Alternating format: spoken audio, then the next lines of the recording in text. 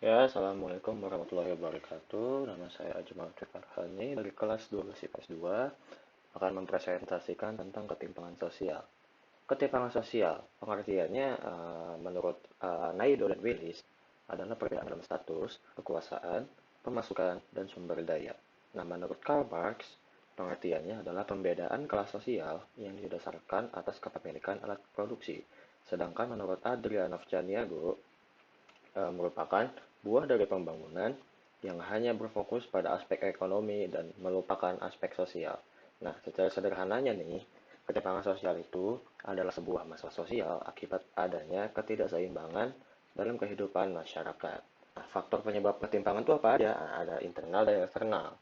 Faktor internalnya adalah rendahnya kualitas sumber daya manusia dan budaya kemiskinan. Nah, budaya kemiskinan di sini maksudnya adalah sikap mudah menyerah, pasrah pada keadaan, dan juga apatis terhadap keadaannya.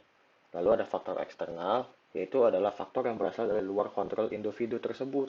Nah, misalnya birokrasi, kebijakan yang menyulitkan dari pemerintah.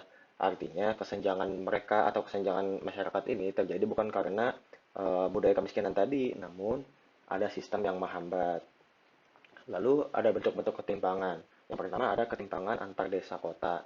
Nah, perbedaannya yang paling terlihat itu adalah kulturnya, tingkat pendidikan, dan kepemerataan informasi serta pembangunan, di mana tipologi desa yang kadang bergunung-gunung atau bersungai-sungai di tengah-tengah daerah yang terisolir akan menyulitkan untuk dijangkau.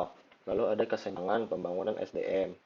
Nah, dengan kesenjangan yang terjadi antar desa kota tadi, maka akses pendidikan pun akan menjadi berbeda antara kota dengan desa, sehingga akan mempengaruhi kualitas SDM-nya, di mana yang aksesibilitasnya lebih mudah akan mendapatkan akses pendidikan yang lebih mudah juga. Lalu ada kesenjangan ekonomi, karena kualitas SDM yang rendah dan faktor topologi yang sulit tadi di dua faktor sebelumnya, maka akan tercipta kesenjangan ekonomi di mana masyarakat yang kurang terampil akan terjebak pada pekerjaan dengan upah yang rendah. Lalu bentuk ketimpangan selanjutnya ada ketimpangan penyebaran aset di kalangan swasta. Dengan adanya kesenjangan ekonomi tadi, maka untuk UMKM atau usaha-usaha kecil menengah akan sulit untuk berkembang dan berbisnis melawan usaha yang sudah besar. Perusahaan besar yang sudah punya modal besar sehingga tercipta kesenjangan di kalangan swasta bisnis. Lalu ada kesenjangan antar sektor ekonomi, di mana adanya ketidaksamaan perhatian pada sektor ekonomi tertentu. Misalnya, adalah sektor properti yang lebih dilirik sekarang atau lebih diutamakan dibanding dengan sektor pertanian, karena uang dari properti atau penghasilannya lebih besar. Padahal kepentingan pertanian itu sangat penting terhadap kalangan kehidupan orang banyak. Lalu yang terakhir ada kesenjangan antar wilayah dan subwilayah. Dengan semua yang terjadi sebelumnya, kesenjangan di berbagai wilayah dan subwilayah, di mana akan ada daerah yang menjadi konsentrasi dan akan ada daerah yang seakan terlupakan.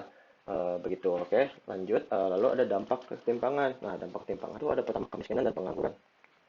Dampak ini merupakan dampak yang paling umum ya dari adanya ketimpangan, di mana biasanya yang miskin dan penganggurannya tinggi itu adalah masyarakat-masyarakat desa atau yang tadi SDM-nya rendah. Lalu ada timbulnya kecemburuan sosial. Nah, dampak dari kemiskinan ini, maka masyarakat yang tadi itu yang miskin dan menganggur akan membandingkan diri mereka dengan masyarakat yang ada di atasnya, sehingga timbullah kecemburuan sosial. Lalu setelah ada timbul kecemburuan sosial, akan meningkatnya kriminalitas. Nah, masyarakat yang keadaannya tak kunjung membaik tadi nih, yang cemburu kepada masyarakat atasnya, akan mulai berani nih untuk membuat nekat dan melakukan tindakan kriminalitas. Begitu. Oke, sila terakhir. Terima kasih. Assalamualaikum warahmatullahi wabarakatuh.